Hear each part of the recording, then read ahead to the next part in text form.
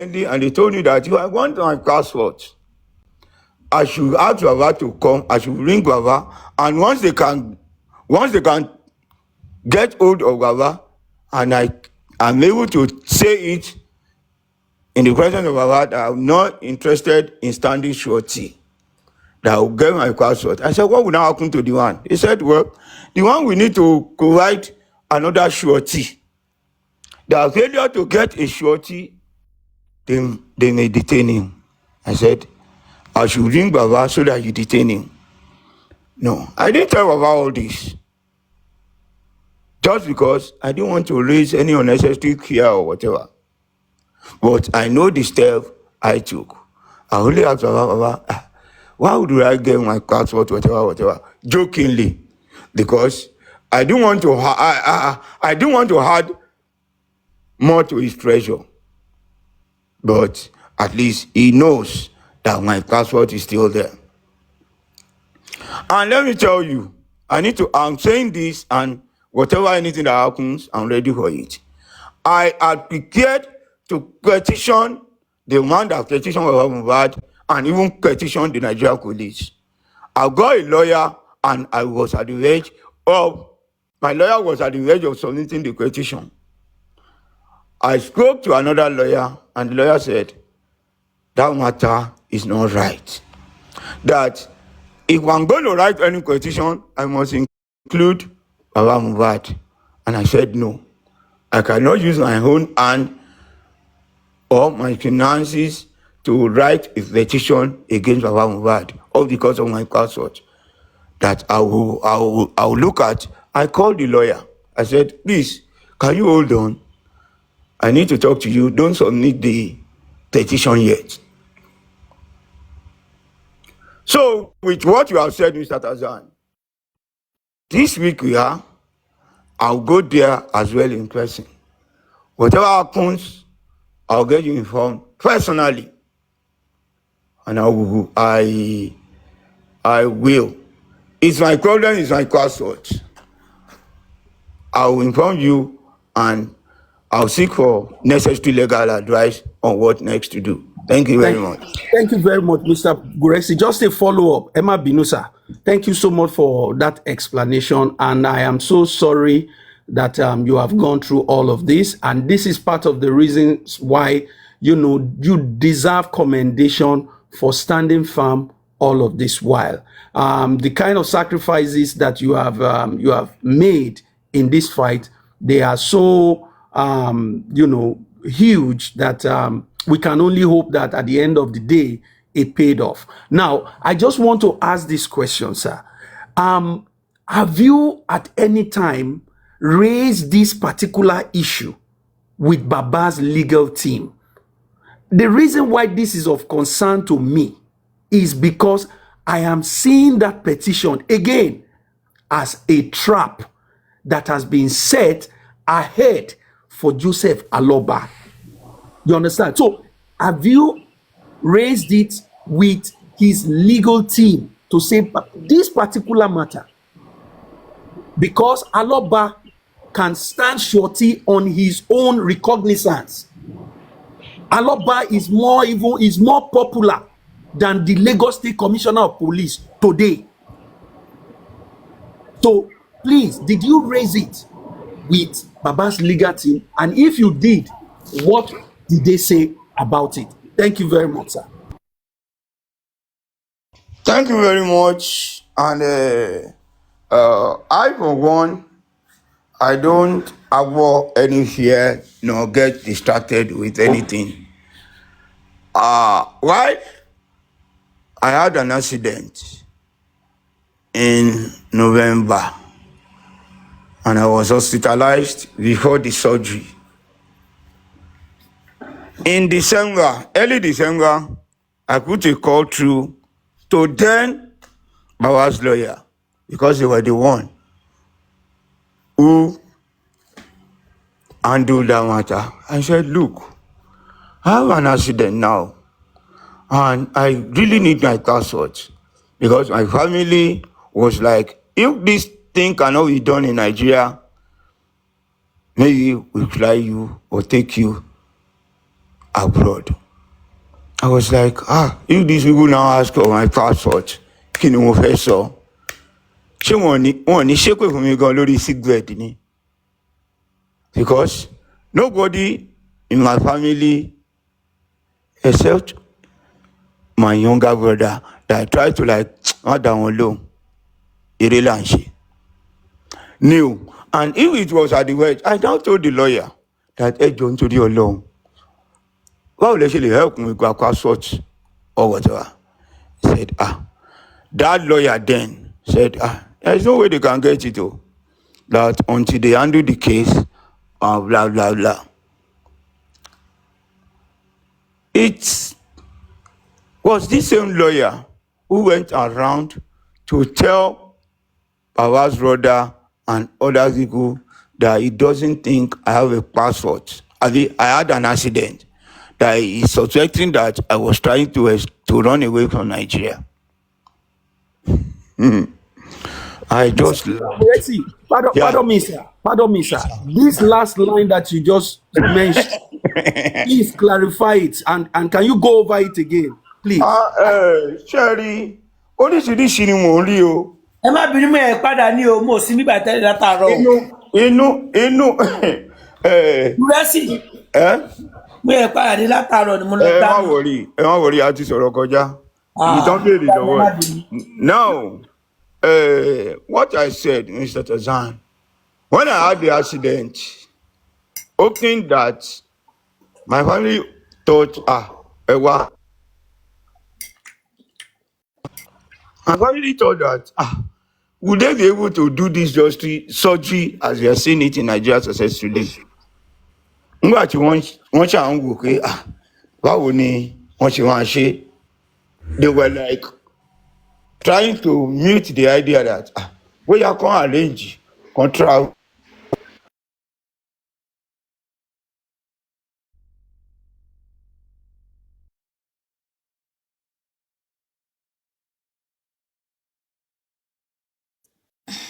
Ẹlẹ́mí lè sọ̀rọ̀ ẹ̀yọ́ mi ẹ̀ padà ní. Mo lọ sóúnjẹ sí máa jẹ tẹ́lẹ̀ ní. Iṣẹ́ àkọ́rẹ́ mi. Orí àmọ̀rí, wọ́n máa dé padà, ó dà pé nẹ́tíwọ̀kì wọ́n máa dé padà. Ọkọ̀ mi ò lọ mọ́ fún jẹ ni. Ṣé ń gbọ́ báyìí? Thank you, sir. Which lawyer and lawyer yẹn sọ? It was one lawyer from Odimosu Shemba. I called and said, Ejo, because they were the one that handled that matter. They were the one that stood with us at Alagon. I said, that's my passport that has been with the police. I need it, that I had an accident and I don't know what the situation might be. That this passport is very important at this time. The lawyer now told me that, well, there is nothing they can do as police is still investigating the matter and they've not really got back to them on what they want to do. There is too short of hour. So until when police conclude their investigation, it was one lawyer in Odimosu Chamber that I called and said, well, there is no way they can get the passport for him. Well, I accepted my case and I stick to whatever that was available within. But later, their oga, anything you discuss with any lawyer, they relay it to their boss. Their oga was the one that now called Baba's brother, Mr. Muiwa, that Gurexy situation, it's from all indication, is a lie. And in conjunction with all these lagatas and co, that I did not have any accident. That what I wanted to do was to fly away, to run away from Nigeria. That I'm running after my passport, asking for my passport. That even the information he got was that it was just a normal caution that I was treated and I left. At that junction, and that was the only time Mr. Muiwa got me angry and offended me personally that I cried silently overnight. Mr. Muiwa now just called and told me that, Mr. Gurexy, there is one thing you need to do to us. Can you ask the hospital to give you medical report of your situation and you send it to me because you need to post it on the social media? I said, what? He said, it looks like there is certain controversy over the situation. I was like, I told you something and your brother was here to see me and you are still not believing, but believing the narrative of these other persons. Well, I didn't answer. I decided to keep quiet on that. And after then, I went to the station and they told me to ring Baba. Pastor Odumosu was the one that called Mr. Muiwa saying I wanted to run away from Nigeria, that I never had any accident. In conjunction with this Lagata.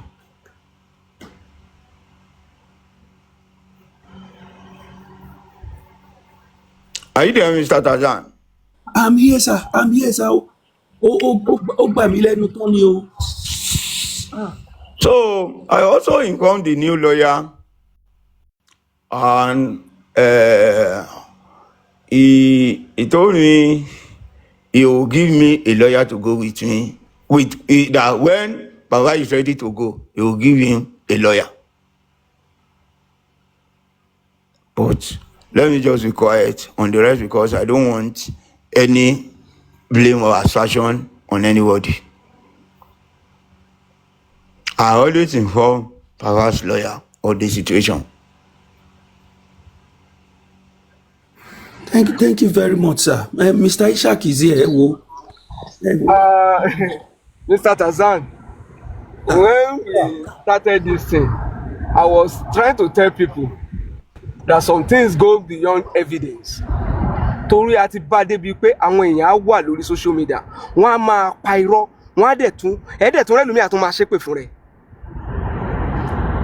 Alájọ ń wá justice, àwọn kan ń wá ikú ọ̀tá Gurexy, èèyàn sick, ó fẹ́ travel for medical attention, nínú wa náà ti nírọ́ ló ń pa, ó fẹ́ sá lọ ni o.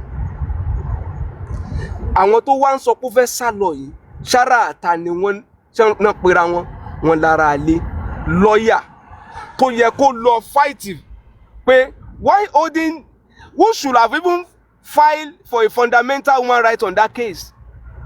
That how can somebody sortie? A lawyer that should even sortie his client is the one happy that Gurexy is the sortie of Baba Aloba. Sortie for what? Kí ló ń sortie? Fún kí ni? Is it a criminal matter? Is it ṣé baba ń cyberbully ni? Ṣé cyber stalk anybody ni? If it is defamation is a civil case, go and prove it in Lagos State. Defamation is not a criminal matter in Lagos State. Take the person to court. It's a civil matter. Tí wọn náà bá fẹ́ gbowó lọ́wọ́ bàbá, tí gbogbo yín náà fẹ́ gbà ní owó royalty ẹ̀. Ṣé bàbá níbo ni ọ̀nà mélòó náà ti kóòtù bàbá tí bàbá ń sọ̀rọ̀ kiri tẹ́ fẹ́ pè ní cyber stalking or cyber bullying or whatever? If somebody made a statement anywhere, where is even the statement that your name is attached to? That the police is investigating, a lawyer tó lọ represent èèyàn, òun gangan ló ń justify pé wọ́n láti gba bail bàbá. Bail on what? Investigation for how many months? So what is the difficulty of that lawyer? Let the file from take the matter to court. Even if the police are still investigating, I need my passport. There is no court in Nigeria that will say that they should hold Gurexy's passport for this kind of case. So lawyer ń wo ọlọ́pàá ń ran ẹ̀dẹ̀ láwọn lawyer yẹn represent Aloba tá bá sọ̀rọ̀ àwọn èèyàn ní pé and now look at àwọn people tó surround the narrative yẹn pé Gurexy ń parọ́, and the same person will now come out pé òun fẹ́ clear orúkọ tóun. Issue yìí ti lọ́pọ̀. People are just pretending. People have deep hate fúnra wọn. Pẹ̀lú gbogbo bá ṣe wá ń pariwo, bóyá mo pariwo èèyàn kan bí, bóyá mi agree pẹ̀lú Papariano, mi agree pẹ̀lú Lagata, ṣé kí n wá ní pé kọ́ta Lagata ó kú ni? Ṣé ẹgbọ́ ṣé ọkú Lagata ṣé dùnú ló jẹ́ fún mi ni? Somebody has a medical challenge, health challenge. Ẹ̀dẹ̀ nírọ́ ló ń pa. Kò dẹ̀ ń ṣe pé òun ló ṣẹ̀ṣẹ̀ ó. Ó lọ dúró, and the same people will come out and say Gurexy is not seeking for justice. Wọ́n lè ní passport yóò mọ̀ mọ́ deposit ẹni, is even part of the game, is even part of this and that. And níbi tí gbogbo wa dúró sí lórí ọ̀rọ̀ justice for Mohbad kò rújú. Ẹ má jà pretend that we don't know who is who. Ẹ má jà pretend. Even a lawyer can tell you that I'm not aware of this case, so somebody will now expect me to be saying irọ́ ló pa o. Ẹ máa purọ́ fúnra yín bẹ́ẹ̀. A lawyer that tells you that he's not aware of the case, of that Baba case, he's just hearing it now. Aloba dẹ̀ wà lórí call. Ẹ lè rí pé Aloba máa sọ pé irọ́ lẹ pa sà. Mo sọ case yẹn wà aware sà. Mo sọ fún ìjọ kò ní sọ̀rọ̀. Iná ti fi mú mọ́lẹ̀, wọ́n ti fi mú mọ́lẹ̀ ní ṣe bẹ́ẹ̀ ní ẹ̀yàn kan sí ẹ̀yàn kankan bì kan. Lawyer sọ fún pé òun wò case I'm just hearing it. Ẹ ṣàkóso kì í ṣe ẹ̀kan kì í ṣe méjì. Lórí eléyìí, I can go out and give references. Not even the last one or the present one will say, oh, sorry. We have sat down and we are given narrative. Ẹjọ́ kò sí wá tó máa give lórí ọ̀rọ̀ Mohbad. Ká má sọ̀rọ̀ the petition. Ká má dẹ̀ sọ̀rọ̀ current situation of that petition. Kì í ṣe Mr. Gurexy sọ̀rọ̀ ẹ̀ láàbọ̀. Mr. Gurexy ṣá ń sọ̀rọ̀ lẹ́yìn ni. Sọ̀rọ̀ lẹ́yìn. Níjọ́ tó ti ní lọ́ọ̀yà sọ bẹ́ẹ̀, ẹ lọ wo narrative, ẹ lọ wo analysis bó ṣe ń jọ yẹn. Lọ́ọ̀yà sọ bẹ́ẹ̀ o, ẹ gbà o. Ẹni tí ọ̀rọ̀ ò bá yé pẹ̀lú àwọn tó ń lọ ṣe meeting pẹ̀lú lọ́ọ̀yà, wọn àti mọ̀ bí ibi tí mo sọ̀rọ̀ sí ló ṣì wà. Ẹ sà, àbòsí pọ̀ lórí justice Mohbad, àbòsí. Ibi tí mo sọ sí ló wà. Àìtí gbọ́dọ̀ sọ̀rọ̀ ni. Àwọn kan tó ń bára wọn jà, àwọn tó ń fi orí yín gbára yín gan ẹ̀ tí ì dá wọn mọ̀. Àwọn tẹ́ ń rò pé ẹ̀yin kan ń tàn síra yín, ẹ máa rò pé ẹ̀yin gangan lọ̀tá ara yín. Those who are underground doing the dirty work, who want to just, they will pretend to be friends of some people and they are also discrediting them. Hey, you don't need to tell me, where something that I know within me. Mr. Gurexy, I swear, ṣé mi àti yín sọ̀rọ̀ ni? Lórí èmi àti yín sọ̀rọ̀ lẹ́yìn. Àtọ̀. Èmi àti yín sọ̀rọ̀ lórí ẹ̀. Àtọ̀. Ó yé mi bàjẹ́. Language anybody bá pè lórí justice yìí kò sí ètí ó yé mi. Lawyer, wọ́n ní lawyer sọ pé I'm just hearing it for the mo kàn rẹ́rìn sínú ni mo ní I'm telling you, bàbá wà lórí call yẹn, bàbá ò ní sọ̀rọ̀ pé kò rí bẹ́ẹ̀ sà. Ṣé ẹ rántí ìjọ wo kò ní sọ? Bàbá fèsì lọ́yẹ̀ sọ pé nǹkan kan ò rí bẹ́ẹ̀. Yes sà náà ni, ẹ ti wá gbọ́n sìn sà. Ìgbésẹ̀ wo la máa wá ṣe ń sìn sà? Ẹ ràn wá lọ́wọ́ náà ní sà. Ẹni tó bá wù kó gbọ́, ẹni tó bá wù kó gbà. Tó bá jẹ́ pé evidence tán fi hàn yín lẹ́n count as evidence lórí issue on this justice for Mohbad. Wọ́n á sọ dúdú, wọ́n á sọ di funfun mọ́ yín lọ́wọ́. Wọ́n á sọ funfun mọ́ dúdú mọ́ yín lọ́wọ́ tẹ́ ẹ bá ṣọ́ra. So that's why I said anybody playing anything for me kò ní believe pé yẹn ó le o, kò ní believe pé yẹn ó ń ṣó le. Your mindset, what is your motive? Why are you playing this? What do you want to achieve? That is what I'm after. Kí n lo fẹ́ fi gbogbo wọn, kí làwọn èèyàn fẹ́ fi gbogbo wọn tó ń ṣe ìkànnà fẹ́ fi achieve? Is it justice for Mohbad or another distraction? Ẹ máa bẹ́ tó lọ o. Mr. Tarzan, ẹ ṣé o for this kind of. Ẹ ṣé go sir, but mo kò ní nǹkan kan tí mo fẹ́ kẹ́ bá wa explain. Hello, Mr. Tarzan. Yes sir. Kẹ́ tó continue. Mr. Daddy Shark ló jánà fún yín. So wọ́n sọ pé ọlọ́rọ̀ ló máa ń gbọ́ gbẹ̀yìn. Èmi mọ̀ pé lọ́ọ̀yà sọ nǹkan bẹ́ẹ̀ yẹn fún anybody. I am just trying to join the dots together. And from there, you can see how and what human beings are.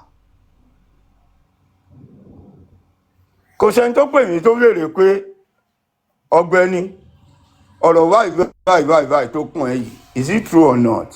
Mo ṣẹ̀ṣẹ̀ ń gbọ́ ni. Well, it's quite unfortunate kó ṣẹlẹ̀ bẹ́ẹ̀. But one thing is, as I always say, no man can disappoint me.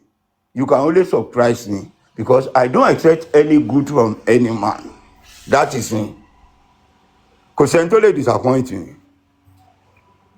If they now go around and be saying this man, that man, this is it, that is it. Well, to the glory of God, I remain unperturbed, strong, and undaunted in the cause and within myself. Sure, you can continue. Yes, sir. Eshego, sir, Mr. Gurexy.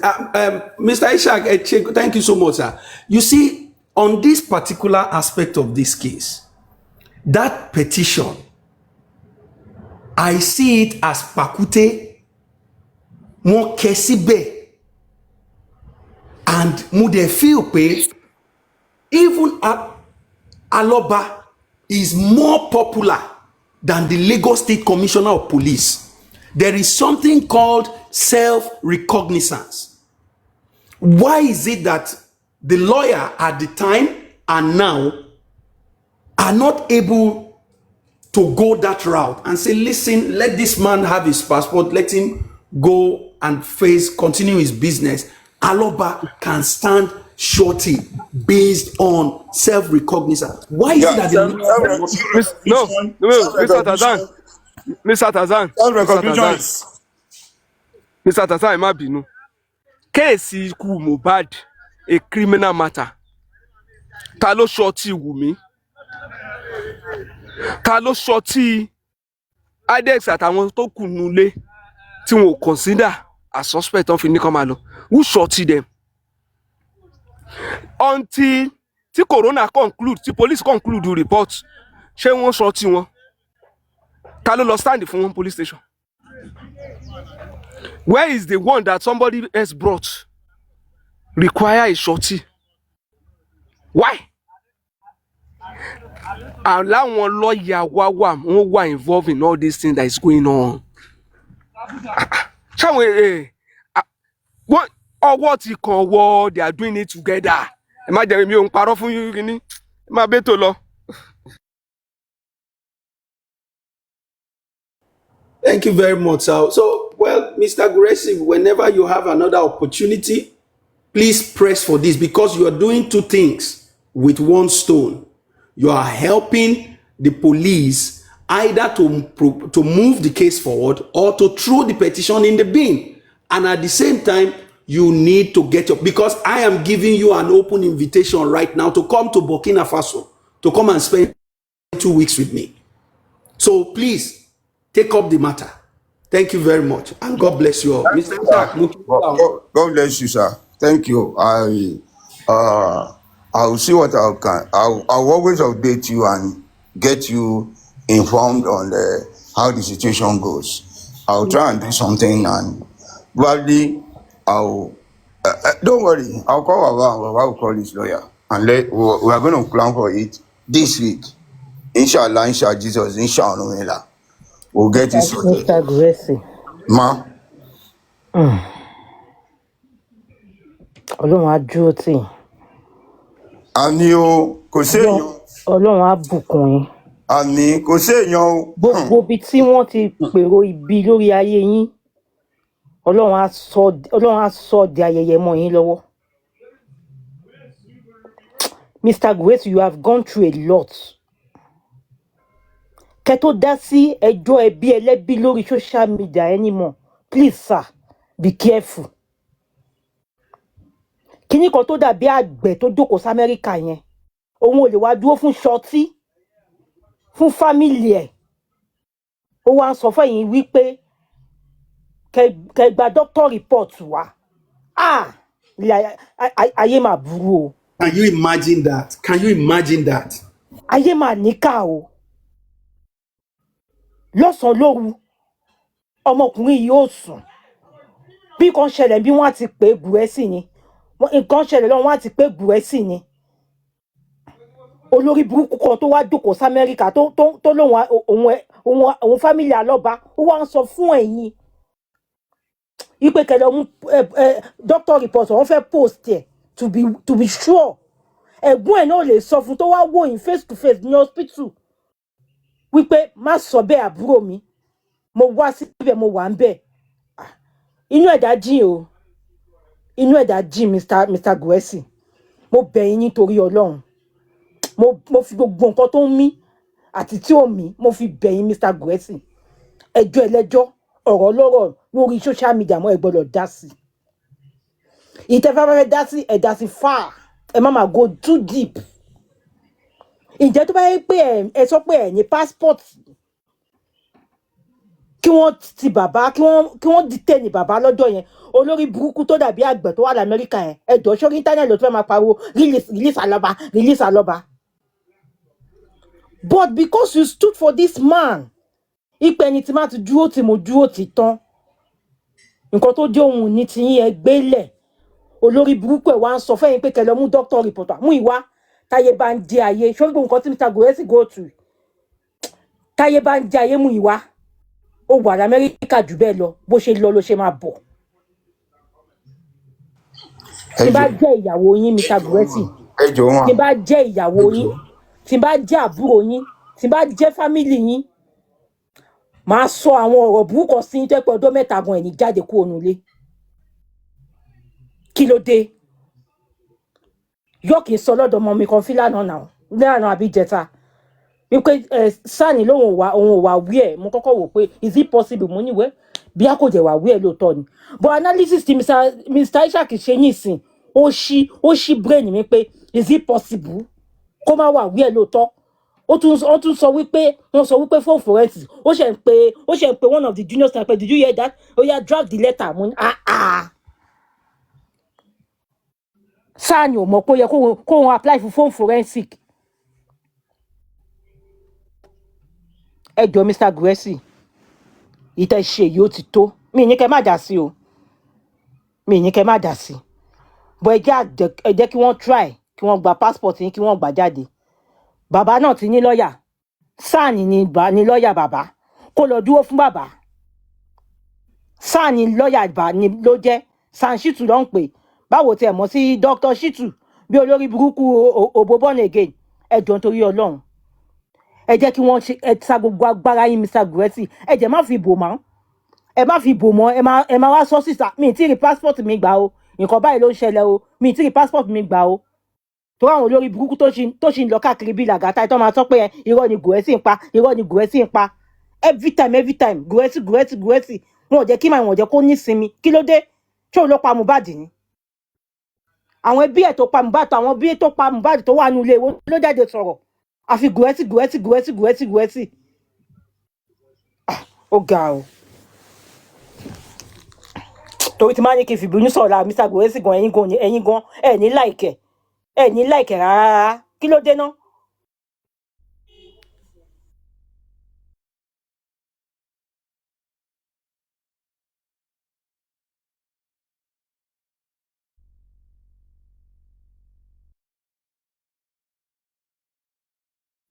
Hello ẹni tó bá fẹ́ sọ̀rọ̀ ok sorry ẹ ṣe ya. mo kí gbogbo ilé o a kú sinmi ẹ̀ ní o ẹ̀mí wá ṣọ̀pù ẹ̀ ẹjọ́ nítorí Ọlọ́run Yorùbá bọ̀ ṣé ẹ̀ ń gbọ́ mi ṣé nẹ́tíwọ̀kì orí mi lọ torí nẹ́tíwọ̀kì tiwa ti dojú rú mi. sọ̀rọ̀ á gbọ́ yín mà. Mr. Gurexy Yorùbá ló pòwe ó ní díẹ̀ tó nínú nǹkan ní nǹkan ẹgbẹ́ Yorùbá bẹ́ẹ̀ dáhùn díẹ̀ tó tó nínú nǹkan ní nǹkan ẹgbẹ́ abẹ́ dáhùn ṣẹ́rí yìí tí wọ́n bọnú sí fún yín pé àwọn ò lè sọ̀rọ̀ sí yín yẹn wọn ò tí ì nífẹ̀ẹ́ yín tó náà ni èmi máa sọ̀rọ̀ sí yín torí pé kí ni téèyàn bá léegun bàbá èèyàn máa jó téèyàn bá dẹ̀ lóhùn òdákàrà eégún òjò mọ́ kó lajà lọ o olóléegun lè bàbá ẹ̀ o ẹ má jẹ́ kọ́rọ̀ yín dàbí olókùn ròkú ẹ̀ lọ ẹni kò sọ̀kalẹ̀ kan jẹ́ kẹ́ yẹjú ẹ̀wò nọ́mbà lẹ́yìn lẹ́pa òwe ni o ẹgbẹ́ abẹ́ dáhùn àjọ wà ń bẹ̀ lóru àná ni káná lè rí yọ̀ọ̀yọ̀ mú lórí pílátọ̀mù ni wọn láwọn ò jẹ́ yọ̀ọ̀yọ̀ kí ni olórí burúkú bara gbígbẹ tó jókòó bíi sàmánù síbẹ̀ tí mò ń wò yẹn wọ́n máa sọ ọmọ alẹ́ mi lẹ́kẹ̀ẹ́ èbú pé prophetess tèmi èmi ò parọ́ fún yàn tí má dẹ̀ róòtọ́ ọ̀rọ̀ máa sọ kí n sòótọ́ ọ̀rọ̀ kí n kú kí n rọrùn ó pè mí ju pé kí n wá wà láyé kí n rí rádaràda nígbẹ̀yìn ayé mi lọ sọ̀rọ̀ mi ti yé yín báyìí díẹ̀ ó tó nínú nǹkan ní nǹkan tó bá ti ní kọ́lọ́run rí kéèyàn kọ́lọ́run rí ẹ jẹ́ kéèyàn náà rí ẹ o àwọn pípù yẹn gbọ́n jù yín lọ o wọ́n dẹ̀ mọ rópù jù ní lọ wọ́n ní àyínnìke wọ́n dẹ̀ mọ àyínnì padà ẹni tí ò bá mọ àyínnìke kó mọ àyínnì padà kò lè bá yóò bá ṣe o kò lè bá yóò bá ṣe torí ẹ̀ ló fi jẹ́ pé ẹ̀yìn lẹ́yìn là ń tò sí lẹ́yìn kọ́ lọ́n jẹ́ káwọn ọmọ ti kẹ́nì kọ̀ọ̀kan wa kọ́ lọ́n jẹ́ káwọn ọmọ wa ti oríire kárí sinmi alẹ́ sinmi that is Yorùbá for you àwọn ọmọ aládégún ìyẹn ti ẹ̀kọ́ owó èyí òmu wọn ní máa jọ́ lọ́mọ òun ẹ̀yìn rẹ ọmọ Abíọ́lá ó ní máa jọ́ lọ́mọ òun ẹ̀yìn náà kọ́ fún yíyẹn o àwọn mẹ́rin ìjọba ìwẹ̀kú ẹ̀wẹ̀lẹ̀ ẹ̀ ní já sí kòtò ayé o ẹ ò ní já sí kòtò ayé ó tó gé ọmọ Léfì ẹ̀yin kọ́ lẹ pa Mohbad ẹ̀yin kọ́ lẹ ní kí ìyá Mohbad kó fọmọ ẹ̀ ṣe sàrà kó wá máa fi dánú ayé o ìyá Mohbad fọmọ ẹ̀ rúbọ ó fi bọrí kò kàn yín o òun àti bàbá Mohbad tí Mohbad ò bá kú àmọ́ wọ́n rí o Mohbad ló jẹ́ kán jáde wọ́n ti fi ọmọ wọn borí ọ̀la o wọ́n ti fi ọmọ wọn borí ọ̀la díẹ̀ tó nínú nǹkan oníkan níbi tọ́rọ̀ ń lọ yìí o torí pé wọ́n ti fẹ́ fi ẹlẹ́kúnlẹ̀ báyìí wọ́n ti fẹ́ málágbà sùn o àní jẹ̀bi o àní jẹ̀bi o gbogbo wa pátápátá gan ni mò ń dàrẹ́tì ọ̀rọ̀ sí gbogbo àwa justice for Mohbad àtẹ tó jù mí lọ àtẹ tó kéré sí mi àtẹ ń dájẹ́ta jọjá kẹgbẹ́ mo bẹ̀ yín lórúkọ Ọlọ́run díẹ̀ tó nù kó nìkan o wọn ní kó má mu gàrí sí wa lọ́wọ́ ọ̀rọ̀ táàmọ́ dí táàmọ́ sí ọ̀pọ̀lọpọ̀ wà lẹ́wọ̀n ọ̀rọ̀ tọ́mọ̀wọ́ tọ́mẹsẹ̀ ló gbẹ́nà mí ìdẹ́rẹ́ lómi tí ń lo 20-15 years níbẹ̀ o ní tí ò mọ́wọ́ tí ò mẹsẹ̀ o ẹjọ́ nítorí Ọlọ́run Mohbad kọ́ ló máa kọ́kọ́ kú o èmi náà máa sọ Mohbad kọ́ ló máa kọ́kọ́ kú wọn wá lè ní kẹ wá jẹ sàrà kẹ lọ́jọ́ súnmọ́nú wọn ní ẹ mọ́ pé owó epo wa wọn dẹ̀ ní ẹ mọ́wọ́ ẹ̀wà wa o ẹ jẹ́ kán lọ ṣe nǹkan wọn bọ́ bá ṣe fẹ́ ṣe ẹjọ́ torí Ọlọ́run enough is enough ẹ lójú ẹ̀mí tẹ́ fi ń ríran ni àwọn pípù yìí ti parí everything ọ̀dà tí wọ́n fi kun ẹ̀yìn ilé là ń wò àárínú ilé mọ́ ọ̀dà tó fi kun ẹ̀yìn ilé là ń wò àárínú ilé mọ́ ẹjọ́ torí Ọlọ́run ó tó gé ọmọ Léfì Kérúbù ló sọ bẹ́ẹ̀ ó ní ẹtẹ̀ló ẹjẹ́ àtẹ̀ló ẹjẹ́ àtẹ̀ló ó ti tó gẹ́ bẹ́yìn ọmọ Léfì ẹjọ́ torí Ọlọ́run Mr. Gurexy ẹ má jẹ́ kí tẹ́ bá ti rí yín tó bá ti bọ́ sí bóyá ẹ̀ṣẹ̀ ń narrate ẹ̀ṣẹ̀ ń sọ story kankan máa kọjá lọ ni èmi ò ń parọ́ fún yàn tí má fẹ́ bẹ́ẹ̀ ṣe má bẹ́ẹ̀ ṣe tí ìbá ní bẹ́ẹ̀ ṣe wọn mú yàn bẹ́ẹ̀ o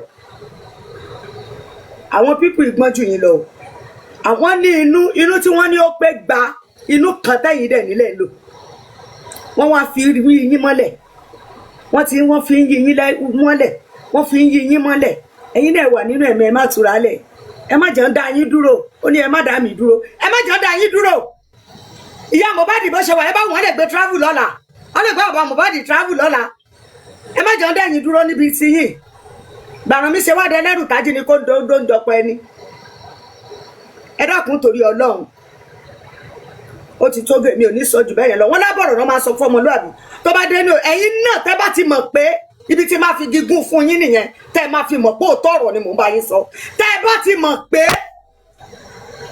pé yẹn ó yẹ kó ti yé yín tẹ́ bá jọ ọmọ Yorùbá ẹ tètè ẹ á sọ pọ̀ ọwọ́ yín ó tó bẹ́ẹ̀ yẹn ó ti yé yín àbẹ́ gbọ́ wọ́n mẹjọ́ rò jù yín lọ ó lè rojọ́ lẹ́ǹká ló lò látẹ̀kọ́ yìí tí ìbá ṣe Mr. Isaac tó narrate everything tó tún bá yín rojọ́ ó lẹ́ǹká ló lè wọ́n mẹjọ́ rò jù yín lọ o wọ́n dẹ̀ ní ètekéte jù yín lọ ẹ ṣọ́ra yín ó ti tó gẹ́bẹ̀ yẹn ẹjọ́ torí Ọlọ́run ó tó bẹ́ẹ̀ ṣó ti yé yín ṣẹ́rí ti yọ ọ̀yọ́ kò sẹ́ni tó lè dènà di yọ ọ̀yọ́ àfi tí mi bá sí lórí platform lókù máa gòkè tó bá gbé mi àjọ tọ́ta kú sí àjọ tátọ́ síbẹ̀ ni ìgbà tí mo ní tí yọ ọ̀yọ́ kúrò lèmi náà ṣe kúrò lánàá torí pé mo mọ̀ pé kí ni ẹni tó lọ́rọ̀ gùn sí mẹ́kí wá ní tèmi tí màá wá gbójúgun ṣọ́ra mi ti yé yín mọ̀jàmọ̀ sá ṣẹ́rí gbogbo àwọn òwe tí mò ń yọ fún yín yẹn òwe àgbà ni o mọ̀jàmọ̀ sá náà máa ma kíkanjú lógun o gbogbo àwa tá a ṣe justice for Mohbad mọ̀jàmọ̀ sá náà máa ma kíkanjú lógun ẹ jẹ́ ká ṣe mẹ́dọ̀ alára òrò ń wo ẹ má jẹ́ akípẹ̀lẹ́ o kó má dé pàwọ́ alálù ń kú mọ̀ lára tára fi ń ro ẹjọ́ torí Ọlọ́run kó tó di ọmọdé fi bẹ́yẹn èmi ò ní sọ jù yẹn lọ owó lèmi máa fi sọ̀rọ̀ tèmi. ẹ ṣe fà mo dúpẹ́ mo appreciate yín ìwáwí mo like ìwáwí gan tó wọ́wọ́ láti ọkàn ọ̀fẹ́ ẹ ṣe Ọlọ́run á kọ́ wa mọ̀ ṣe máa ṣe bẹ́ẹ̀ ṣe sọ Ọlọ́run á fún mi ní ọgbọ́n àti agbára to stand by that advice ẹ ṣe. àwọn ọ̀rẹ́ ẹ ti rí kinní yẹn.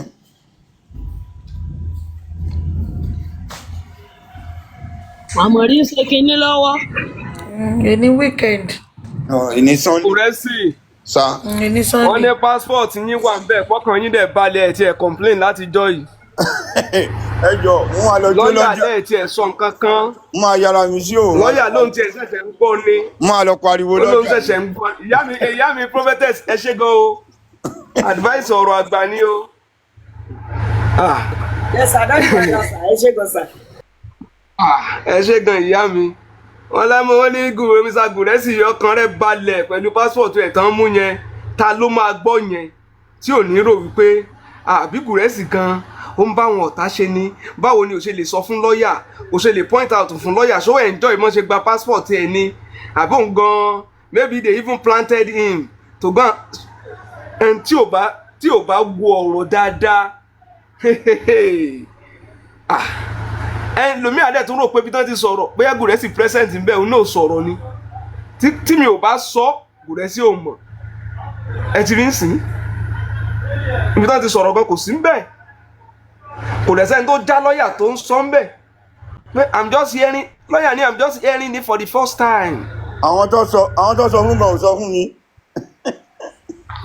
Àwọn ti gbàgbọ́ ni nígbà tí bàbá wà ń bẹ tí bàbá ò sọ̀rọ̀ tó bá yẹ pé bàbá sọ̀rọ̀ ń bẹ ṣé àmọ́ káwọn èèyàn sọ wípé bàbá wa tákù báyìí ó wá rí báyìí èmi dẹ̀ mọ̀ reason tí bàbá ò fi lè sọ̀rọ̀ àlọ́tọ́rìtì ni lọ́ọ̀yà tí bàbá gbà àwọn kan ní bàbá yẹn ó ti mọ lọ bàbá ò lè sọ̀rọ̀. Ẹ sà ó wọ núdú rẹ̀ ṣe rò lọ sà ẹ̀gbọ́n mo ti dákẹ́. Èmi mọ̀ pé ó wọnú jù bẹ́ẹ̀ lọ Mr. Gurexy mi need àti anybody sọ̀rọ̀ mi need àti fojú sáwọn kankan ṣebí ilẹ̀ Yorùbá tán ti bí wa yín ni ṣebí wà tó wà lọ́wọ́ Yorùbá ni gbogbo tactics gbogbo strategy tán deploy pátápátá kò sí ìtọ́pọ̀lọ́ ògbé àwọn ìrìn tá a ti rìn láti gbà wo sínú yẹn kán wá fẹ́ fi village sense máa mú àwọn èèyàn mọ́lẹ̀ Yorùbá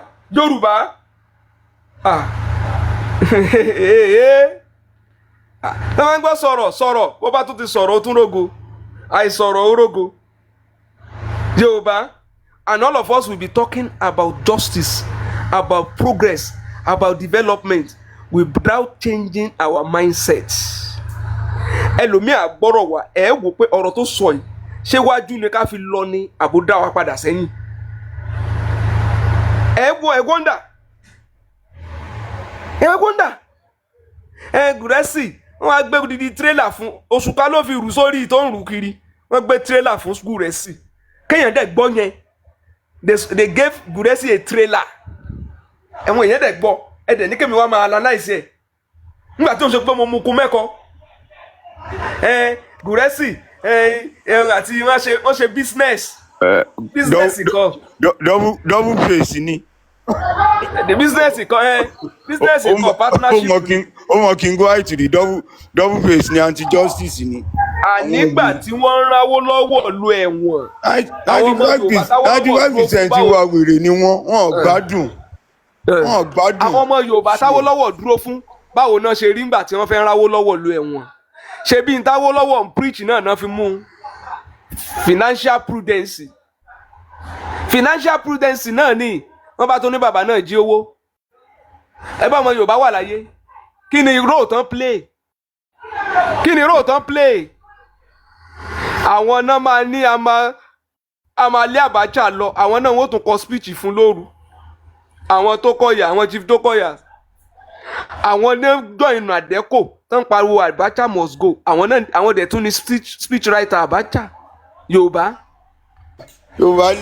ọkùnrin náà ni ẹgbẹ́ tíṣàn ya Mohbad àwọn ẹgbẹ́ tíṣàn yìí wọ́n wá sáàbù ẹ̀ lórí fóònù ni mo gba nọ́mbà ya Mohbad lọ́wọ́ bàbá ó di pé kò sí ní nọ́mbà ya Mohbad anti justice ni àní wèrè ló pọ̀ jù nù wọn wèrè atẹni àsùntì atẹni àǹbárìn gbèrè ẹjọ ń dákẹ́. ẹ lọ́ọ́ ṣàlùwà. ẹ ṣe sà ẹ kú ètò wọ́n ń béèrè ọ̀rọ̀ Gurexy ń ṣàlàyé ẹnìkan ní gba Gurexy lásídẹ́ǹtì mo mọ̀ sẹ́ǹdì owó àbí sẹ́ǹdì owó ẹ dákun ń bo lọ̀rọ̀ ń ti ń jọra wọn kí ni wọ́n gbé kí ni wọ́n jù àwọn èèyàn ò ní bẹ̀rù Ọlọ́run o wọ́n kàn máa léèyàn ń ṣépè sẹ́ẹ̀rí ẹni tán bá ń ṣépè tí ò bá wúwo èpè kọ́mọ sàmí ẹni tán bá ń ṣépè tí bá ń pẹ́ wọ́n ti tún ṣépè o èpè ṣe lọ́ọ́ bá ẹni tí ọ̀sẹ̀ ebẹ́ ni ọ̀sà burú lára ń fu òṣìkà làwọn pípù yẹn o èmi ò mọ bá a ṣe rìn torí èmi o ẹlòmíì ò ní bó ń bá rìn lọ́rùn òun ò mèrí orí òun ò mèrí ṣé orí bàbá tó bí ò mèrí sórí èmi lọ́rùn kò sẹ́ni tó rí èmi lọ́rùn ṣùgbọ́n sáà ṣèbàjẹ́ yóò mọ wá ti túnra ẹ̀ ṣe bẹ̀tí ayé ọmọ sọ fún un pé à ń bọ̀ nídìí ìbàjẹ́ kò sí tí wọ́n fẹ́ wí lónìí mọ́ tó tàtàná ẹ wo àtijọ́ tẹ́ ẹ ti ń bá a bọ̀ bọ́pọlọ bá pé ẹjẹ́ á gbé fọlọ́pọlọ pípé dádì Ìsíákì Ọlọ́run kẹ́yìn ẹ jèrè ọmọ yín bọ́lọ̀ ń ṣe yín yìí yóò tún wá lọ́kùn ọmọ yín ní làákàyè yóò bá ń fún ọ ní làákàyè tó pé tó pọ̀ gbogbo àwa tá a bá nífẹ̀ẹ́ yín náà Ọlọ́run ó jẹ́ ayé ẹ̀rí tiẹ̀ lára yín torí ọgbọ́n àti tò àti mọ́jì ó bàjẹ́ dòní ẹ̀yin la bá ń bẹ̀ Ọlọ́run tí ó kà wá mọ́ àwọn tí ń wí fún láàárọ̀ yìí pé wọn ò sí níbi tí bàbá Alọ́ba ti ṣe ń tọ́ dárí àfi bàbá ọ̀dà bàbá gbẹ̀gbẹ́ àárín ni bàbá gbà ilé ìmọ̀ gbọ́ lẹ́nu wọn torí pé wọn ò fẹ́ ọ́fà wa ní nǹkan kan ju pé wọ́n wà nídìí kọ́dàrú torí pé kèésà wọn ní wà ní ọwọ́ bàbá láti máa pàṣẹ lé bàbá lọ kọjá pé àtọwọ́ GoFundMe o àtò property Mohbad ogún Mohbad ọwọ́ wọn ni wọ́n fi ọ́ bọ́ sí. Gbogbo bí wọ́n ṣe ń sọ̀rọ̀ lónìí àti tí wọ́n ti ń sọ tẹ́lẹ̀ yìí kan yàtọ̀ sí kan nù tí wọ́n ń sọ. Ọlọ́run bá sì ṣetán tí ó fi ìyà jòsìkà kò kúkú ní padà bí ọ̀bá tí ìṣubú tí èèrà burú lórí ọmọ ẹ̀san ń bọ̀ kí kálukú ó múra. Bàbá Gurexy tá a bá ní wọ́n padà lénìí tó bá padà ariwo wọn ò tún ní tán lẹ́nu wa torí táwọn wí yìí ọmọ wí ni pé kò lè mọ́ padà ẹ̀gbọ́n tí ẹni ọmọ wà mọ́ ṣebí sì ń ṣaburú lábẹ́lẹ̀ kò fẹ́ kán rí ìdájọ́ ìní òfin wá mọ́ wá sọ nǹkan kan ilẹ̀ fi rí mí mọ́ ẹ dákun ẹ mọ̀ ṣe lọ Ọlọ́run ó pín yín lérè lára ọmọ yín Gurexy ẹ̀ ní fìgbà kankan jẹ̀bi gbogbo ẹ̀ ọ́ padà lójútùú bàbá tásìkò tẹ́dọ̀ oṣù fùrọ̀ ọ́là ìmọ́lẹ̀ ọ́ padà tàn sí gbogbo ẹ̀ Ọlọ́run ti ń tan ti gúrúùpù àti tìyábọ̀ àti tìyá disgrace o ọba tó tù kò kúò níbi kó mọ̀ tú àṣírí ẹni ibi yóò tún tú tàn tó kù àwọn tí ẹ ń jẹ́ aláàgùn tí ẹ ń jẹ́ ṣe wàhálà tán sì láwọn dúró níbi táwọn ó ti mọ̀ gbà dànù gbogbo wọn lọ́lọ́run ó mú àtọlórí fúyẹ́ àtọlórí jìmbà àtọlọ́rùn gúngùn àtàsúké àtẹni ọ̀gá tó tọ́gbọ́n tó wá téèyàn bá ti ga jù ọgbọ́n máa ń kú ònú rẹ̀ ni àtẹni ọ̀gá jọgbọ́n lọ àtòpònú àtakínradà ẹ̀jẹ̀ gbogbo wọn ọmọ báyìí ẹnu ẹ̀ wọ́n wà bẹ́ẹ̀ bàbá náà gbé wa débi ire wọ́n gbé wa débi re o wọ́n má jẹ́ wàhálà yìí ọjà sásán àìsùn àìwò yìí kò sí sinmi lórí rẹ̀ kò sí sinmi o nísìn ojú bójú bá ìgbẹ́ kínkín létí àwo gbẹ̀gì bójú bá kú ọ kò ní kú o a ṣe wá gbọ́ pé àwọn èèyàn ti wá lọ ibì kan wọ́n àràásì wọn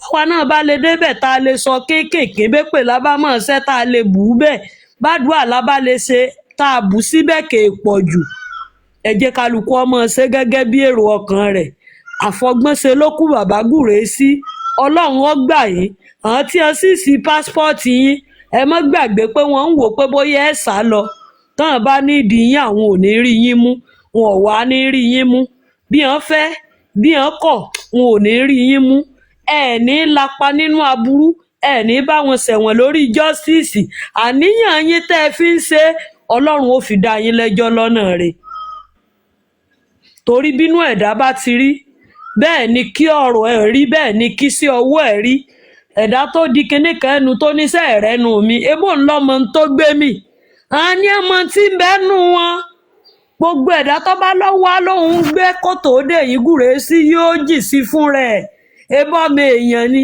àfi kéèyàn sàmọ́jọ oúnjẹ kújẹ kó sì mọ́ jẹ àṣebàjẹ́ bẹ́ẹ̀dá bá ń ṣèbàjẹ́ ní kọ̀rọ̀ bá sì rí ó ti mọ́ tú ní gbangba nìyí tó àwọn òní púpọ̀ láti wí àti ẹ̀rọjọ́ ọ̀hún gan ọlọ́mọdé kínní búrọ́ọ̀ṣì orí ọ̀hún ọlọ́mọdé ọ̀yẹ́gẹ̀rẹ̀ ó lágbára. ọyọ ṣe lè yá mi níṣẹ́jú méjì nínú táìmù yẹn.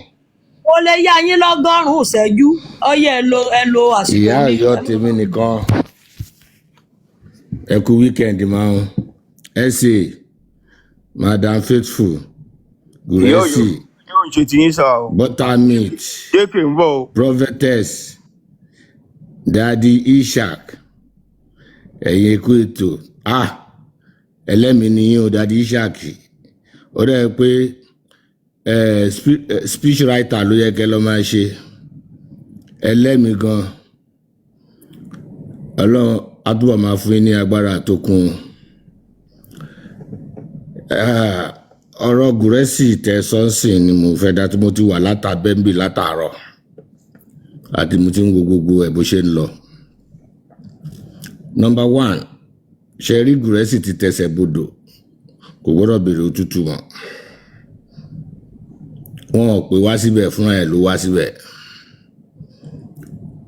nǹkan kan tèmi kan rí tó máa ń ṣe tàdé ti bá wí títí kò fẹ́ gbọ́ ni gbogbo platform kan léèyàn máa ń lọ kóyàn máa kò sí bó ṣe lè justify tó ẹni máa gbà ẹ́ gbọ́ ló máa gbà ẹ́ gbọ́ ẹni tí ò lè gbà ẹ́ gbọ́ wọn máa kàn máa wò pé òun parọ́ ni gbogbo obì kọ́kọ́ lèèyàn lọ ń dìbọ́ǹkì àtijọ́ yìí tó ti ń sí làgàtà ti ń sọ̀rọ̀ ẹ̀ á ti lé lọ́dún kan àbọ̀ ṣé ó sì jáwọ́ lórí ẹ̀ ni so báwo ló ṣe máa lọ síbí o fẹ́ dìbọ́ǹkì ẹ̀ lọ sọ́hùn o fẹ́ dìbọ́ǹkì ẹ̀ ìwọ gan iṣẹ́ ò ká ẹ lára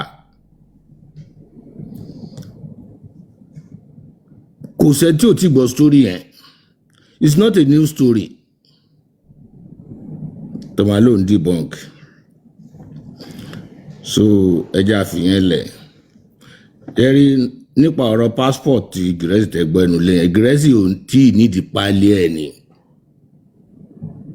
Gurexy kò sí ṣe kí ni kò ní passport ẹ̀ ni tó bá ní passport ẹ̀ Gurexy is a sortie is not an accused and police does not have any right to keep your passport in their possession the worst wọ́n á gbé ẹni yẹn lọ sí kóòtù ni wàá gba páálí ẹ̀ padà ìjọ tó o bá ti ní the passport yẹ wá bailiff àwọn charge and bail lawyer wọ́n lè gba páálí ẹ̀ yẹn fún ẹ charge and bail lawyer wọ́n á gba páálí ẹ̀ jáde ní police station it's not their right he will just write a petition to the CP tó wà ní command yẹn ni you need your passport medically for attention wọ́n á gbé wọn lọ sí tọ́wọ́n bá dá ẹ lówó ní so speculation time tó bá fún wọn wọ́n á gbé wọn lọ sí kóòtù wọ́n á gba pálí ẹ̀ fún ẹ Baba ò sá lọ bí kankan. Yeah, and if they want to prosecute the case, let them go to court. They can't hold your passport because you are a shorty. And ó dẹ̀ tó ní medical challenge, ó yẹ kó fi yẹn gan lọ fi gba pálí ẹ̀ jáde, ó fẹ́ lọ treat ara ẹ̀. Gbogbo ẹ̀ láti sọ fún ẹ. This thing is just simple arithmetic. But you don't want to do it. Wọ́n máa ní wọ́n gba pálí. Wọ́n lọ́ máa ṣe ọlọ́pàá wọ́n gba pálí ẹ̀ for over 1 year now. Your passport is within the police. It's not their right for keeping their passport, for keeping your passport. Baba lawyer baba dẹ̀ wà bẹ́ẹ̀ yẹn ó lè ló mọ́ náà. Ṣítù tí wọ́n fún àyẹ̀bá lọ́ba ṣítù ó lè fún ẹ nìkan náà àwọn ọmọ tó wà lọ́dọ̀ ẹ̀. Wọ́n á bẹ̀rẹ̀ lọ sí police station yẹn. Wàá withdraw there, you write a letter, you withdraw your shorty. Ó ṣe shorty mọ́, it's not by force. Nǹkan tó bá dẹ̀ fẹ́ ṣe fún bàbá kan ṣe fún bàbá.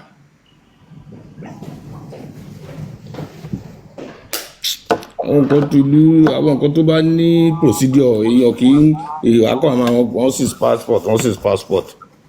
Tó bá jẹ́ businessman yẹn tó ń lo passport ẹ̀ wá ní wọ́n seize ẹ̀. Lóòótọ́ gbogbo nǹkan ló ní procedure, especially this honors procedure. I've been there and I went there. And recently, tí kò wájú kan bring it up, I've engaged a lawyer. So jẹ́rí gbogbo ó ṣe kínní kò ṣe kínní yẹn. It's easier said than done. Nigerian police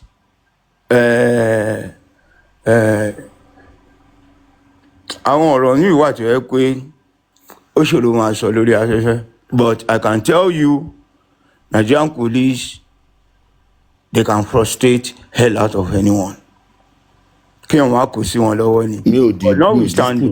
Mi ò dispute kan tó sọ ìwọ kọ́ ló fẹ́ ṣe lọ́ọ̀yà ló máa wá lọ́ọ̀yà ló máa collect as well. Then go and find the name of your prosecutor. You put the name of that prosecutor in that your petition to the CP gan lè má mọ̀ pé pálí ẹ̀gán wà lọ́wọ́ àwọn prosecutor yẹn. Lọ́wọ́ àwọn CP gan IG ní federal.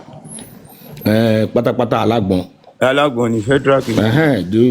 tó bá lọ síbẹ̀ DPO mo ní DPO IPO ẹ ní pálí ẹ wà lọ́wọ́ ẹ kò sí tó kan IG nínú pálí ẹ wọ́n gbà wọ́n gbà IPO ẹ ní passport ẹ wà lọ́wọ́ ẹ wà á ti morúkọ IPO ẹ tó bá ti morúkọ AIG ló ẹ̀ ní alágbọ̀n.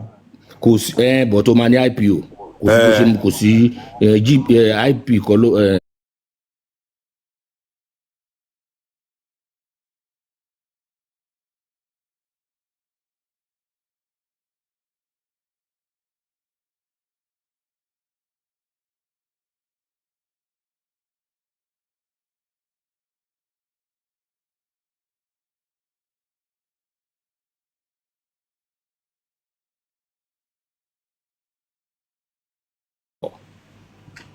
So your passport will be with your IPO. Tó bá ti morúkọ IPO ẹ wàá fún lọ́ọ̀yà ẹ wàá fi IG wàá fi gbáǹdì pẹ̀lú lẹ́tà tẹ máa mú lọ síbẹ̀. Simple thing ni tọ́ọ̀ bá dẹ̀ kọ̀ tọ́ọ̀ bá kọ̀ tọ́ọ̀ bá fún ẹ you take the matter to the court.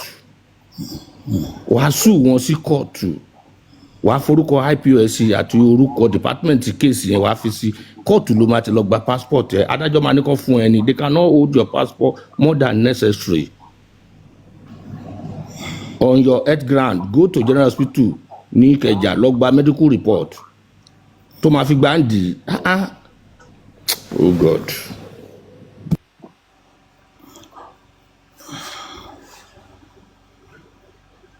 Mi ò kúrò ìṣe èèyàn ló béèrè. So it's easier said than done. Èmi náà lè sọ bẹ́ẹ̀. But I've been there, I've been in it.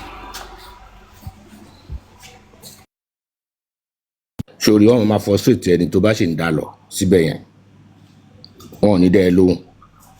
When you put a lawyer with you. Mo ti engage lawyer. Ẹ má bọ̀ ní. Àwọn orí ẹ ti rí nǹkan tí mo send. Àwọn orí ti ṣe. Àmọ̀rí ṣe nǹkan lọ́wọ́. Kí ni ọ̀hún? Àmọ̀rí ṣe bóyá. Èní wíkẹ̀ndì kí ló dé kí lẹ fẹ́ mọ̀? Lọ́sẹ̀ kí ló fẹ́ mọ̀? Ẹ máa tọ́ra yín. Má ṣe kí ni Sunday. Ẹ fọ̀ ẹ́ kí ni yẹn. àmọ̀rí ò bá gbádùn ẹ̀yin dóko ara kìí ẹ̀ dóko Big kó lọ́wọ́ máa Sunday. dóko lọ ọmọdé àmọ̀rí ò bá ọ̀rẹ́ mi dóko dóko dóko gbára dóko dúró dóko lọ ń dáadáa tiẹ̀. o Ẹ fọ̀rẹ́ mi ilẹ̀ ẹjọ́ lọ́kàn gbádùn tọ́jú má ẹ̀ ara wọrí ẹ̀. dáadáa o. gbogbo ẹnu ikú tó làmọ̀rí gbọ́ ní ó máa ń yẹ̀dí. gbogbo ikú báwo tó lè ń ṣe gbọ́ wà tó bá ẹ̀yin débẹ̀ máa Wọ́n dẹ̀ dé ti kì í stage mọ́ kan wọ́n dẹ̀ ti kì í mọ́lẹ̀ lé ní ẹjọ́ gbádùn ó ara ti ẹ̀. rí múlẹ̀ Ẹni ní kọ́ ló wà wù. Ẹ á ti rí múlẹ̀ ní ẹ sílẹ̀. àmọ̀rí máa ń yẹ̀dí jàre. Ẹ fọ̀rọ̀ ẹ sílẹ̀. Gbogbo yíyẹ àmọ́dé lẹ́nu. ọ̀rẹ́ má mi wọrí wọ́n má yẹ̀ Ẹyin ìdílé pé mi kò ò tí ì jọ o. bọ́ta. Ẹyin pé kò ì bọ́ta látàárọ̀. ó ń Ẹjọ́ bẹ̀bẹ̀ ẹjọ́ ẹ̀bẹ̀ ló ń bẹ̀ kí ló ń bẹ̀bẹ̀. jọ̀jẹ́ ó dalẹ̀ gbogbo yìí jọ̀jẹ́ ó dalẹ̀ ọwọ́ ti jọ̀jẹ́ ó tẹ̀rẹ́ dalẹ̀ mi báyìí. tó wá tún dalẹ̀ Àwọn ẹni ó ọ̀rẹ́ ṣàmọ̀ mi. bó tirẹ̀ ní ó ṣàmọ̀ bó tirẹ̀ ní. ọ̀rẹ́ mi ti fẹ́ gbójú jáde. Ọ̀rẹ́ mi fẹ́ gbójú jáde. àmọ́dé ọ̀rẹ́ mi Ọmọrí kẹ̀. Ọmọrí tó ti dórí òkè. àmọ̀rí ti wá autopilot. Báwo ni ṣé wọ́n ní? ẹ ṣe ẹ ṣe Kí ni kí n sọ? ẹ lo pátá àmọ̀rí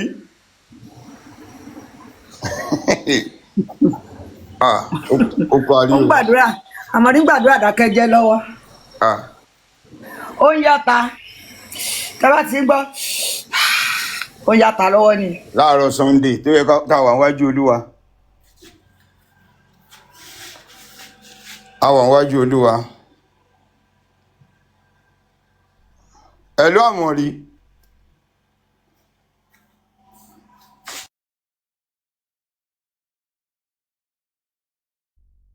ẹ mọ̀ pé wájú olúwa gangan lẹ̀kún rere wà.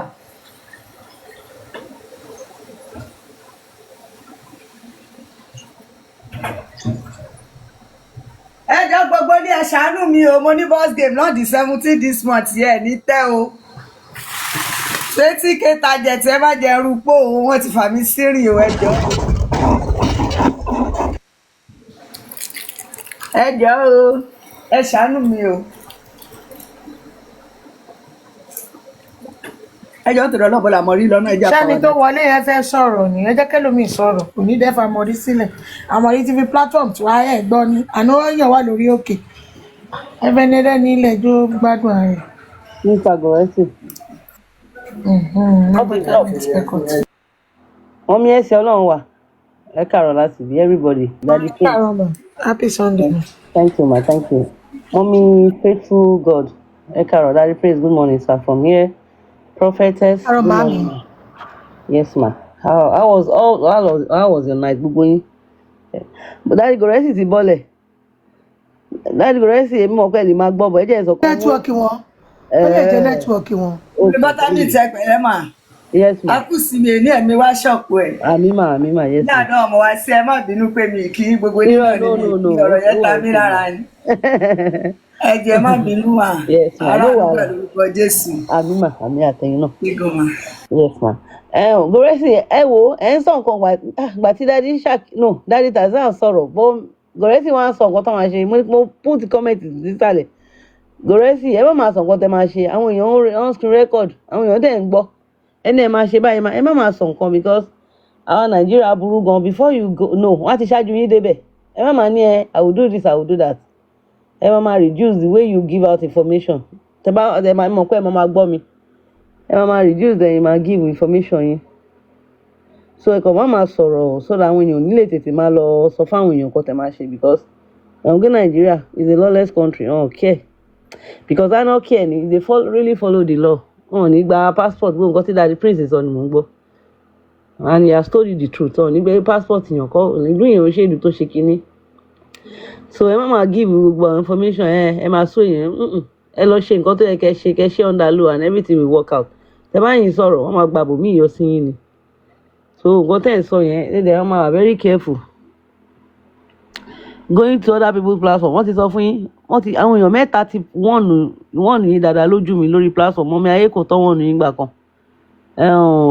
Détọ́lá Àdùkẹ́ àwọn náà wọ́n nù yín then Daddy Prince náà tún sọ stop going to people's platform nǹkan tí bàbá yẹn ṣe lánàá he play a very neat game what he did was that he came on for 3 hours he says all his jargons and all his bullshit gbàtẹ́yìn bá fẹ́ ṣe tí ó wá flag èèyàn yẹn down kò fẹ́ kí èèyàn yẹn gbọ́ free back at the end of the day wọ́n dà ń pè yín lẹ̀ dá kò jẹ́ kí èèyàn yẹn gba tí mọ́mí yé ti fẹ́ lọ sọ tiẹ̀ kó ó lọ flag ibẹ̀ wẹ́ kí ẹ̀yin kẹ́ sọ gbogbo ti yín rojọ́ ti yín ẹ̀ ṣe kíní ẹ̀ sọ pàtì ti yín tó títí ẹ̀ lòun mú tó bẹ̀rẹ̀ sí sọ ẹ̀yin náà wà lọ́bẹ̀ ẹ̀ lọ́wọ́ sọ shouldn't have even entertain such pé ẹ wá bẹ̀rẹ̀ sí rojọ́ ọjọ́ tó ti pẹ́ nǹkan tẹ́lẹ̀ ṣe maybe 2 or a year ago nípa Mohbad pa owó òṣòwò kò yẹ kẹ́ máa bring yẹn out bọ̀bọ́ yẹn náà tún wá ó flaunt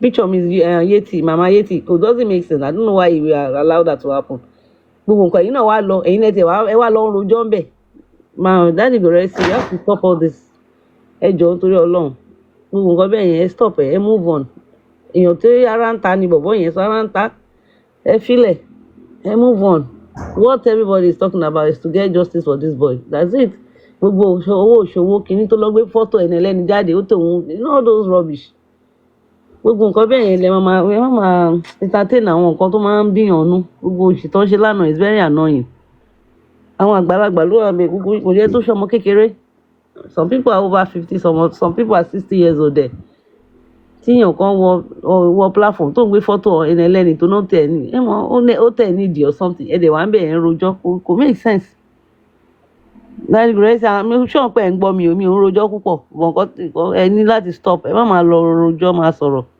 gbà tí màá yẹn ti gbé yín wọlé lórí ẹ sọ pé ẹ fẹ́ sọ they should talk about something else because kíní yẹn ti over for many tí gbogbo yín bá lọ normal lọ sórí platform bọ̀bọ̀ yẹn ẹ máa ń sọ̀rọ̀ Mohbad nígbà tẹ́lẹ̀ dẹ̀ débẹ̀ ó lọ rojọ́ nǹkan tẹ́ ti jọ sí ṣùgbọ́n tó dẹ̀ ti gbé yín wọlé ẹ dẹ̀ fẹ́ ṣọ̀nà ẹ ní ẹ fẹ́ sọ̀rọ̀ pa gbogbo nǹkan bẹ́ẹ̀ yẹn gbogbo ẹ ti over but no ẹ lọ rojọ́ tó ní pọ́ flag yẹn gbà tó dé pé èyí wá fẹ́ rojọ́ ti yín tí mi ọmọ yẹn ti fẹ́ sọ tiẹ̀ ọ wá lọ flag ibẹ̀ down ọ̀ jẹ́ kẹ́ rojọ́ sọ ìrètí màá yẹn sọ òun ló digest lóró èyí tẹ́yìn fẹ́ ṣe ọ̀ jẹ́ kẹ́ rojọ́ tí so kò make sense ẹ máa lọ bá àwọn èèyàn bẹ́ẹ̀ rojọ́ ẹnà pé bọ̀bọ̀ yẹn bóyá ìwọ ẹ̀ nìyẹn èèyàn tó dẹ̀ ṣẹ̀ṣẹ̀ sí platform kò mọ̀ pé bóyá rí nìyẹn so ẹ ti sọ pé ẹ jẹ́ kí kinní slide gbogbo yín tẹ́wà lórí platform àgbàlagbà kò sọmọ kékeré kankan bẹ̀ ẹ má yẹ kí nǹkan máa fún yín wàhálà kẹ́ ẹ máa lọ rojọ́ kiri so I hope Daddy Gurexy you listen to what Daddy Prince said and you have to take it in, get it, digest and follow the whatever instruction he has given you or whatever advice because me understand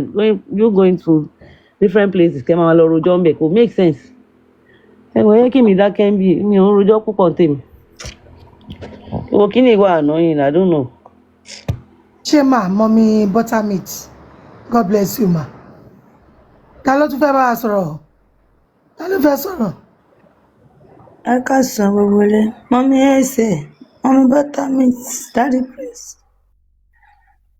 ẹ káàsán mà àǹtí àmọ̀rí ẹ kújọ́ mẹ́ta o ẹ jọ mọ́mí ẹ̀sẹ̀ mo ti rí mọ́mí God of Justice tipẹ́ ṣé kò sí mo ò gbúrò wọn ṣàlàáfíà náà wà mà.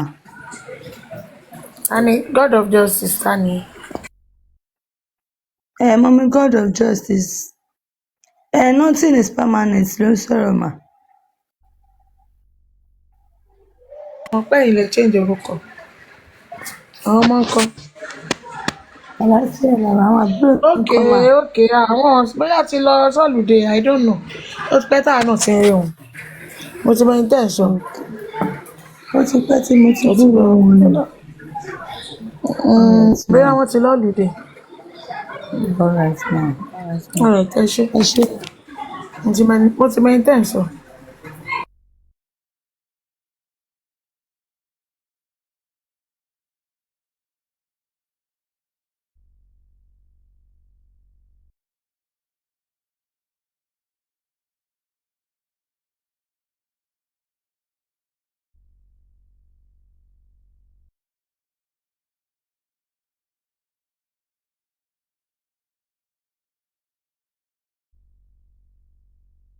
mọ́mí ẹ̀sẹ̀ ẹ má máa sọ̀rọ̀ lọ àbí mọ́mí faithful of God àǹtí àmọ̀rí àmọ́bí tán wà báyìí bóyá ó ń sùn ni bóyá wọ́n ń sùn á kọ́ máa gànú lẹ̀ ní. sábà tí ní ìta bẹ́ẹ̀ sọ ẹ jẹ́ ká jà máa jọ sọ̀rọ̀ lọ.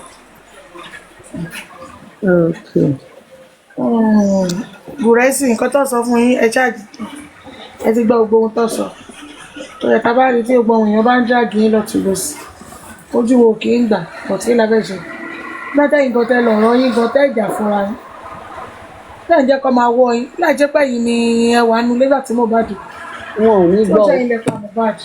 Ẹ máa gbọ́ wọn ò ní gbọ́. Tó bá dọ̀lẹ́ tún ni wọ́n ń bò mí. Ẹ máa rí wọn bò mí tó máa lọ rojọ́ bẹ̀. Wọ́n ní bàbá yìí Wọ́n wá ṣe mú yín gbọ́rọ̀. lọ́tún lọ́sì. Wọn ò gbọ́rọ̀.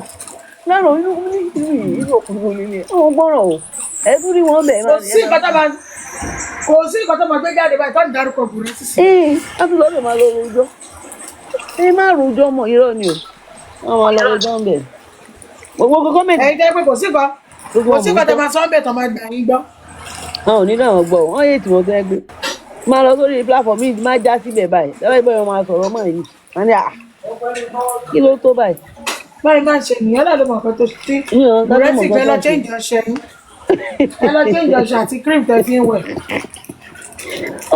Bọ́lá bá fún yín lówó gbogbo aṣọ yẹn lọ change yẹn. Mọ́mí ẹ ṣe. Bóyá kẹ lọ bóra, bóyá kẹ tún lọ wẹ̀ kẹ lọ bóra. Mọ́mí ẹ ṣe lè Bọ́lá ti máa parọ́ mọ́ lágbára. wọn jù náà. Ó ti pọ̀ jù. No, ó máa parọ́ mọ́ gbogbo nǹkan bẹ́lẹ̀ bá ṣu Gurexy ni o, bí táwọn bá ṣe Gurexy ni o, Wàláhì, tí tó sì bá ṣe Gurexy ni o, kí ló dé? Gurexy ni ṣáá. Ṣé Gurexy ni bàbá wa jẹ́ ọmọdé ni tí Gurexy wa máa gbé bàbá gbé pé bàbá Yes, yín Kẹ́mi wọ́n lè gùn mí. Mọ́mí ẹ ṣe Kẹ́mi wọ́n lè gùn mí. Kẹ́mi wọ́n lè gùn ní wàláì. Àwọn nǹkan yìí gan-an nígbà mi ó máa ń lé oore lára èèyàn. Tẹ́lómi bá wà tó fẹ́ ṣe kiri máa máa wò pa tẹ́ni ìṣẹ́yàn wọ́n jẹ́ ń sọ̀rọ̀ ẹ̀ tó tó iná ẹnu tí ń kú wọn jù kọ́ náà change. Wọ́n sínú lébà tí mo bá dì kú ọmọ ọgbà tí mo bá dì kú gbogbo wa wá ganu sí ni. Kí wá ló dé tó jẹ́ fún àwọn lọ́wọ́ mú lọ lọ́n bú bọ̀ ìwúrú kọ́ táwọn èèyàn bá wọn sọ́kọ́ gbọ́. Kọ́ tiẹ̀ má rojọ́ mọ́. Bí tó máa lọ ẹ́ńtà máa lọ rojọ́. Ìyá Mohbad tọmọ ẹ kú lójú ẹ wọn ò drag ẹ tó Gurexy. Ìyẹn yà Tó wò tún ní. fojú bí ẹ̀jẹ̀ ọmọ ẹ̀. Tó tún fojú bí ẹ̀jẹ̀ ọmọ ẹ̀. Tó tún lọ fọ yes, tó tún lọ fọ bíbèèdè. Yóò fò. Ìyá tó jẹ́ pé ó yẹ kó Wọ́n ló drag kọ́kọ́ ẹ̀. pàdánù kó tó pọ̀ mọ́ mi. Mọ́mí ẹ ṣe. Mọ́mí ẹ ṣe. Ṣé mo pé mọ́mí mi àti pé mo máa ń sọ̀rọ̀ sí àǹtí Àmọ̀rí ká máa ń kọ́ ọ̀tẹ̀ mọ́ mi lẹ́nu. Ó fi mo máa ń sọ̀rọ̀ yẹn ní pé wọ́n bá ní kéèyàn dá sọ̀rọ̀ ẹ̀ ọlọ́run má jẹ́ yín ìṣòro jẹ̀bi. Lórí ọ̀rọ̀ justice táwọn wáyé náà ni. Ẹ understand. Jẹ́ pé mo sọ̀rọ̀ kan ní the other time tí mo ní àìmọye ẹlòmíì tó ti kàgbákò. Àìmọye ẹlòmíì tó jẹ́ wípé wọ́n ti fẹ́ nǹkan lù lórí ọ̀rọ̀ Mohbad yìí. Kẹ́rí Gurexy kan forí ara wọn pamọ́ for now. Wọ́n má ti torí pé bóyá mi lówó lọ́wọ́ àbí kínní. Kán forí ara in fact ó lè wà ní comment section gan. Kọ́kọ́ máa listen sí gbogbo nǹkan tẹ́nibọ́dì ń sọ. Kán máa gòkè. Torí àwọn tó ti tara justice for Mohbad yìí.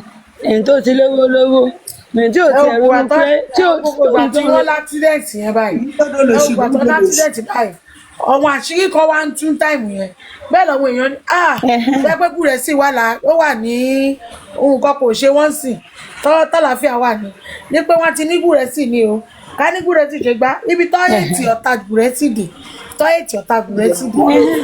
Gurexy ìsìnkì wọ́n lè tún lọ plọ́ọ̀tì nọ́ọ̀sì wọ́n tún ní nurse wọ́n tún ní rọ́lọ́pàá pé wọn ò ní accident wọ́n frame wọn pẹ̀lú nurse wọ́n fẹ́ fi wá gbowó pọ̀ ẹ mọ̀ a lot ká ní pé wọ́n wà around ní time yẹn wọ́n àṣírí kan wọ́n kọ́kọ́ surface ní time yẹn tẹ́ pé ká ní pé Gurexy wà lẹ́nu wọ́n á ní Gurexy ni gbogbo nǹkan láyé yìí wọ́n ti Gurexy ni ò jẹ́ kó rí justice bó ṣe wà yìí lọ́dọ̀ wọn Gurexy ló ń dí wọn lọ́wọ́ àwọn wèrè ayírada olú ti ẹnìyá yẹn tó sọ̀rọ̀ lánàá níjọ́ tí mo ti jọ ìgbà tí mo wá sọ̀rọ̀ wọ́n ní ó ní madam ẹ má sọ̀rọ̀ bẹ́ẹ̀ ó dẹ̀ pé wọ́n fi bẹ́ẹ̀ mì mí dáadáa ṣe mọ̀ pé mo ti change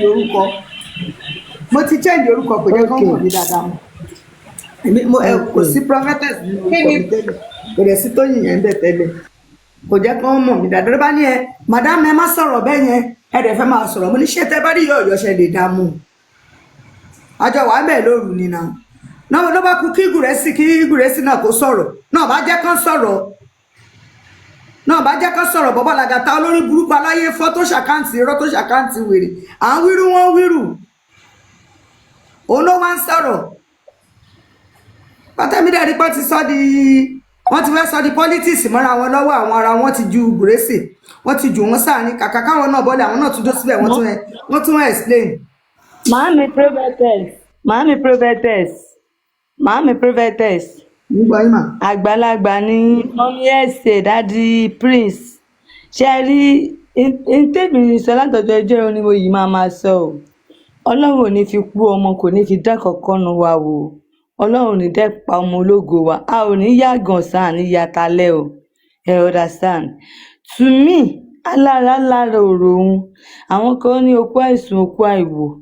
Nígbà tí ìyá tó lọ́mọ gan-an tí ò pariwo toríwẹ̀ máa wá ọlọ́màjà àgbọ̀fà lórí ọ̀rọ̀ ọlọ́rọ̀ bóyá torí àwọn experience tèmi ti rí kọjá ṣá ìlàkọjá tí mo ti là kọjá bóyá torí ẹlẹ́rù ṣe máa ń bá mi nítorí pé the funniest part of it ni pé ẹ̀yin tẹ́jọ́ sọ pé ẹjọ́ ń wá justice yìí wọ́n máa follow yín up and down wọ́n máa ṣe bí ìpẹ́jọ́ ń wá kinní yẹn ni at the end of the day they are betrayer they are looking for your downfall ìṣubú èèyàn náà máa wá àdúrà kọ́ téèyàn sùn kọ́ téèyàn máa dìde once they know that you are a faithful and straightforward person ìṣubú ẹ̀ náà máa wá ẹ wò mọ́mì elóòtò fọ̀rọ̀ pọ̀ bó orí ayélujára la wà mọ́mì ẹ̀sẹ̀ wọ́n lẹ́ pé mo ti sọ̀rọ̀ yẹn rí pé mo bára mi nínú WhatsApp kan ṣe understand nígbà tí mo débẹ̀ mọ́mì ẹ̀sẹ̀ nítorí wípé mo jẹ́yàn kan tó yẹ pé mo ń wò pé mi léèyàn ọgbọ̀n àfọlọ́hún